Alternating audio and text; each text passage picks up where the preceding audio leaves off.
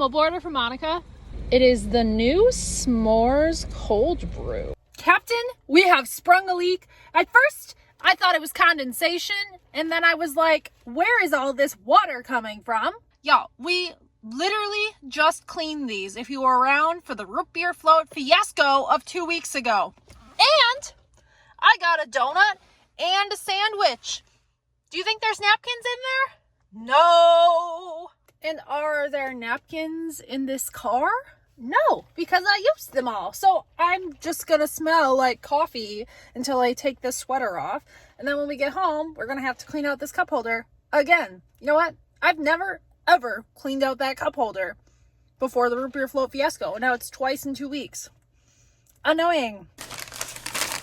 So I got my usual croissant, bacon, egg, and cheese sandwich. Delicious. Gonna eat that. And I got the s'more donut, which generally I hate filled donuts, but I'm hoping there's just marshmallow in there, not like some weird cream. But we'll eat that later. If you saw Classroom Setup Day 1, if not, go check that out. I was here just to get my stuff out of the hallway. We're doing a series of interviews this week, and I got asked to be on the panel, so I was here yesterday just getting some stuff out of the hallway so we could do a tour of the school without having a bunch of materials in the hallway.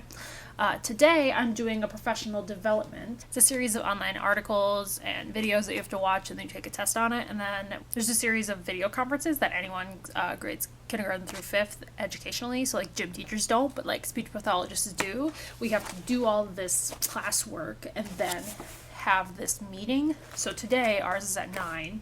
I could do it at home, but I'm not very good at being quiet, and Dana's working night shift this week, so that was why I came yesterday, get the stuff out of the hallway, and to be loud and rowdy here.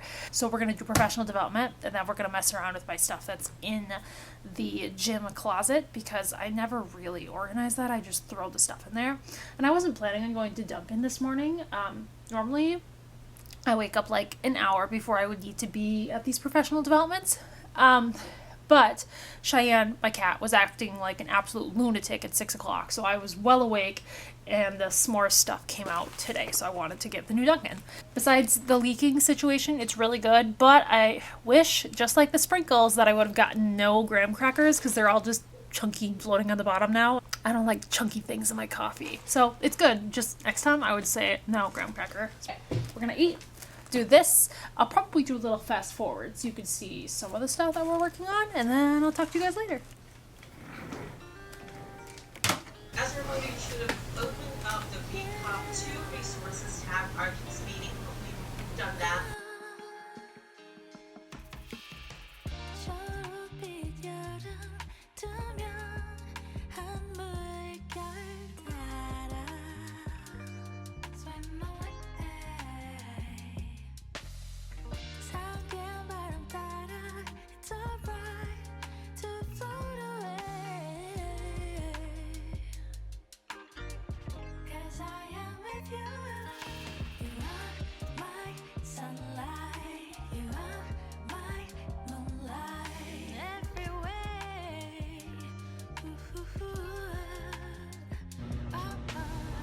So unfortunately, my little photo boxes like this do not fit in my, what I'm calling the bonus room, which is a bummer because I have a lot of those.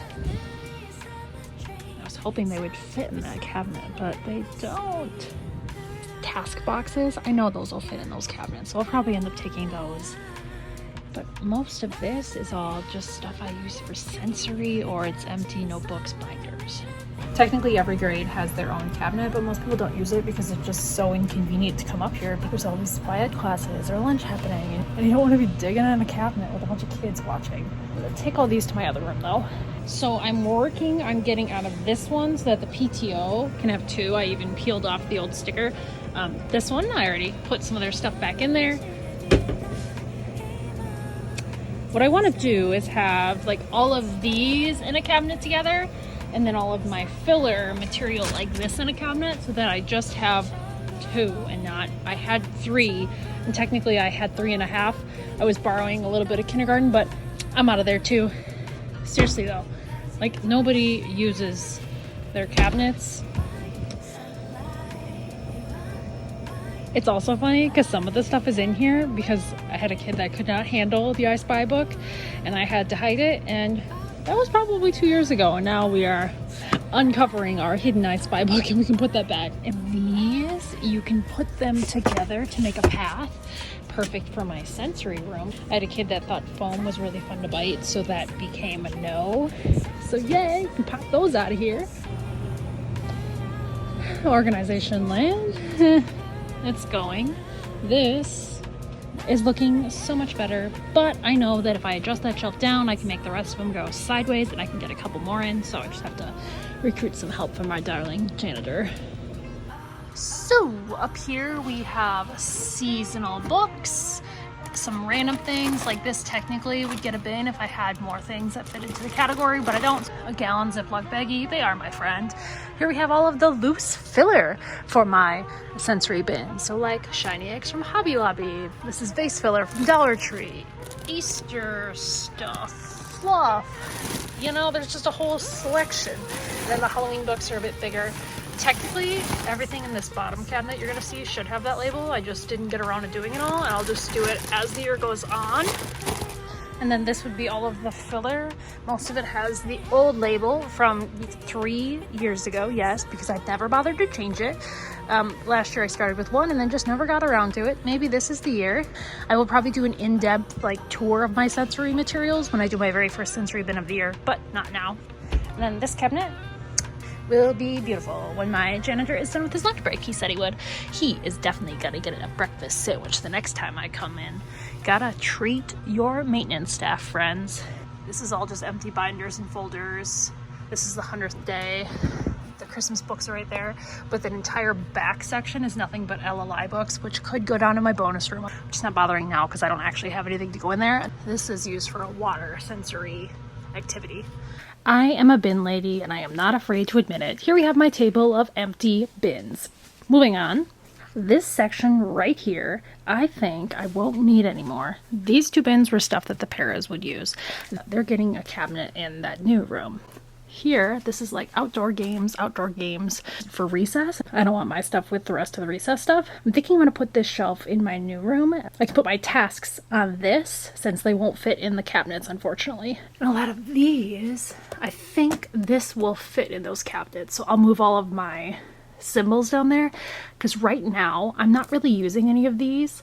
At this point, I don't have anyone using zones of regulation or check in, check out, but you know, that changes yearly. So it's not something I want to get rid of because I spent so much time laminating and velcroing things. And then I have a student who's using an actual speech device, so he doesn't need the paper version, but most of the time when students come in kindergarten, they're starting with the laminate paper version. So a lot of this we can move down there. And I won't be fast forwarding because my janitor has no interest in being in my YouTube video. The nice thing about coming this time of year is the custodian's mostly working on wax to dry and little projects, and so he has time to be helping people out, whereas if you come at contract time, you know, the end of August, then everybody wants their attention and I'll be done by then. So this is empty. This is usually where our walkies and stuff sit.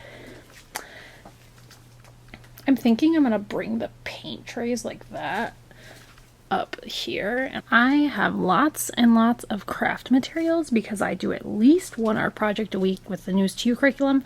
Sometimes I do 2 if I'm doing the Unique Learning Systems craft. And we'll do holiday crafts too. That's not necessarily my students with a learning disability because they only have pull-out reading math times. My more self-contained students have curriculums that have art projects included. So I need lots of craft materials. These trays are from Amazon and I used them in my old classroom because that's what fit in the cabinets. And then I got this, which used to be a cube organizer. There's definitely a vlog somewhere of me failing to build it, and then another of me putting it in backwards and calling it good enough. But we'll put it the right way this time. So I would say as far as classroom setup goes, we're pretty good in here. Paint stuff turned out good.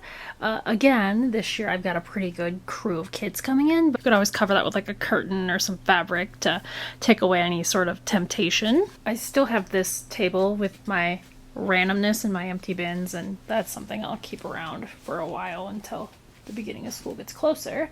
I do need to go through and organize this, but that's not a today task.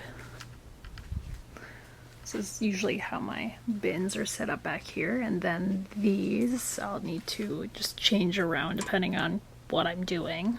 This back area with my unique learning system stuff, I'm planning on organizing even more this summer, but again, that's not classroom setup.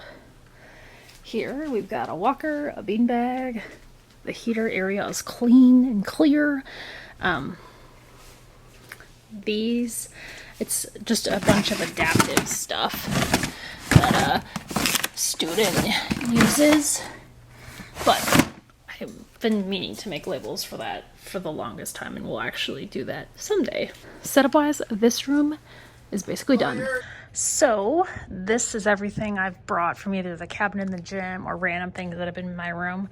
Like this stuff has been in my room that the students use for recess, but it just uses a lot of space.